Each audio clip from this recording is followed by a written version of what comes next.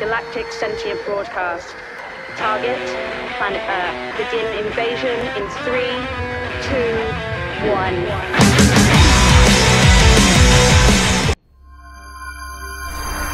1.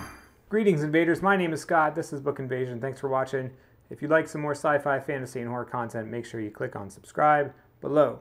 Today, we're going to be talking about a brand new adult dark fantasy tale called The Jealousy of Jalice by Nolan Bailey. This was just released this year in ebook, and I think the paperback and hardcover are going to be coming out later this year. What is The Jealousy of Jalice and why should you care? Well, let me get into a little synopsis. The Jealousy of Jalice is an adult dark fantasy that explores themes of betrayal and atonement.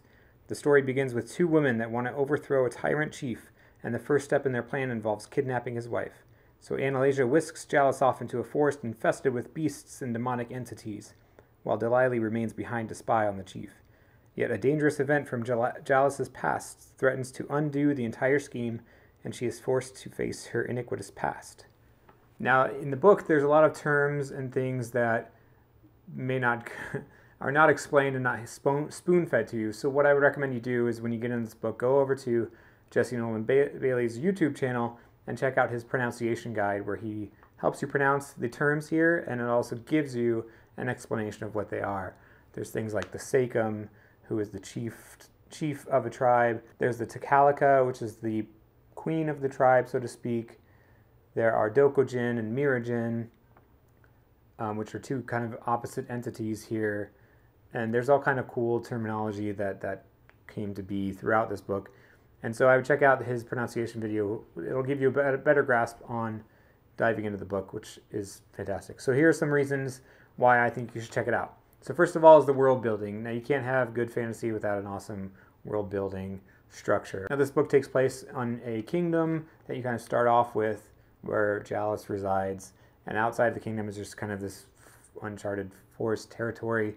There's some encampments and things, but most of it is taking place in a forest. But the way that that's all laid out and the way that the city is described when they're kind of escaping that, and we still get different points of view. This perspective is split between Jalice and her taking off in the forest with Annalisa, and Delilah, who's still in the kingdom.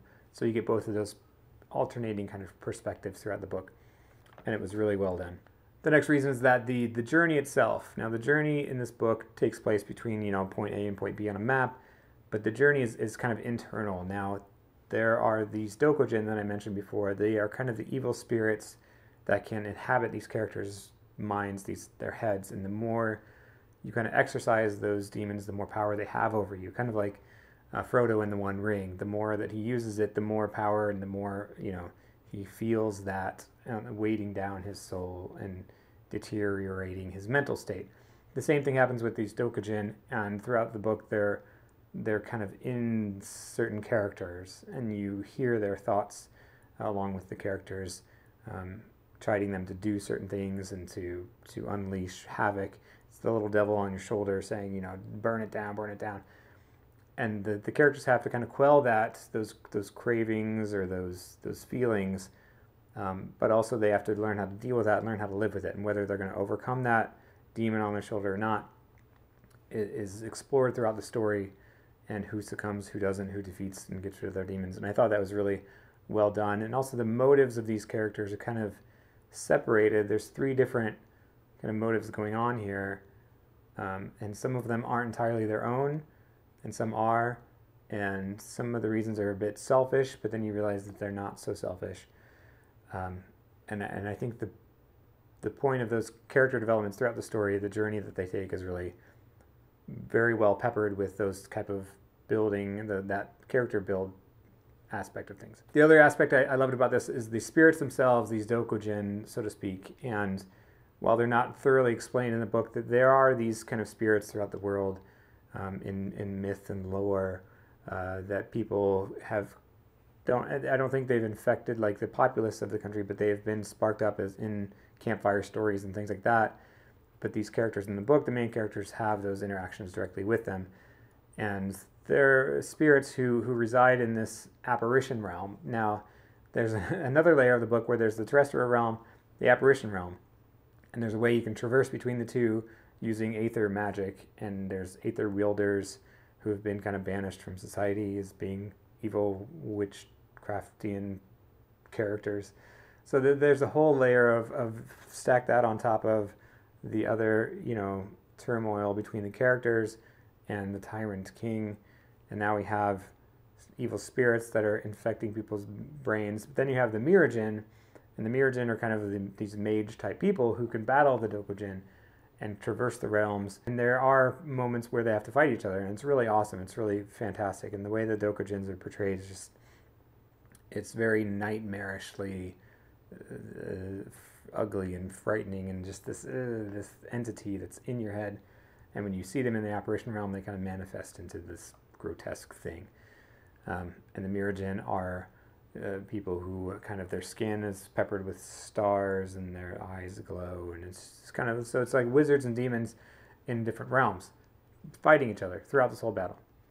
The other thing that I loved about this book is the beasts, and you'll see a graphic that the author commissioned for an artist to do, a graphic of the Flayer.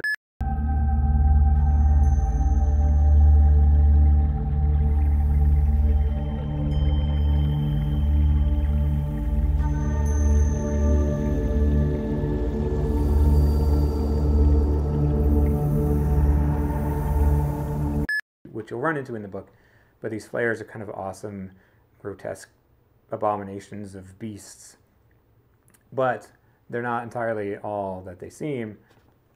Where are they coming from, and how do these things come about? Because they're not natural things, and so we don't entirely know that. And that was a really kind of awesome piece of the puzzle here, that kind of is like, wow, what's going on with this? There's something here. There's something here, and I want to get to the bottom of it. And the book kind of teases you with pieces of that.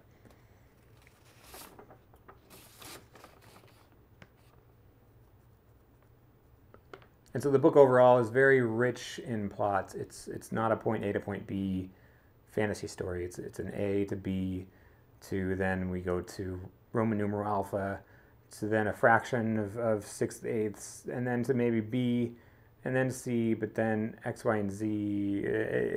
It's a very twisting tale, but it's not twisting in a way that is complicated or hard to follow. It's twisting that it's very rich, and it's very flavorful, so to speak. But it all comes together just so deliciously well, and very well done for a debut novel. And I was very surprised by that, just in and of itself. The book was very, it has a lot of aspects to it that I really enjoyed, that I really loved. There's gruesome violence, there's battles, there's demons and beasts, and what is there not to love, and great world building.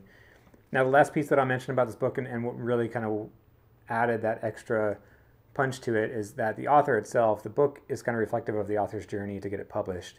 Now, the author was kind of outcast by his family as a teenager for being gay, and his family forced him to read these material that being gay is kind of a demonic possession of your mind, and he was kind of forced to consume those materials to get that out, to exercise those demons. And that plays a role deeply in this book of how that those demons are kind of in your head and on your shoulder, which is how he was taught that his gayness was. And it's him coming to terms with himself, pushing those demons away, and being his own person. And that, I didn't know that until after I'd read the book, because he put a post on Twitter for Pride Month, and he tells his story. And I'll link to the Twitter thread down below. You can check it out. It gives a little bit of spoilers about the book and the characters, but it really emphasizes his journey to get to this story.